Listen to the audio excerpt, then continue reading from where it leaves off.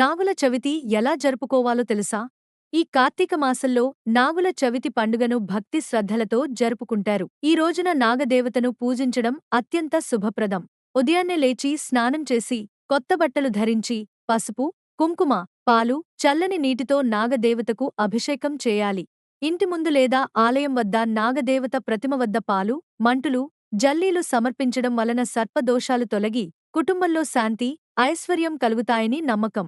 ఈ రోజు నేల తవ్వకూడదు, కడగకూడదు, ఎందుకంటే ఆ రోజున నాగాలు భూమి నుంచి బయటికి వస్తాయని పురాణ విశ్వాసం. వివాహం కానివారు నాగదేవతను భక్తితో పూజిస్తే మంచి కళ్యాణయోగం కలుగుతుందని, వివాహితులు పూజిస్తే కుటుంబం సుఖశాంతులతో నిండిపోతుందని అంటారు. ఈ నాగుల చవితి రోజున భక్తి, విశ్వాసంతో పూజ చేసి దేవుని కృప పొందండి. మీ ఇంట్లో ఉన్న నెగటివ్ ఎనర్జీని పోగొట్టడానికి మీ రాశుల ప్రకారం మీ హస్తరేఖలు చూసి జాతకం చెప్పబడును. మరిన్ని వివరాల కోసం స్క్రీన్పై కనిపిస్తున్న నంబర్లకు కాల్ చేసి నక్షత్ర జ్యోతిషాలయంను సంప్రదించండి.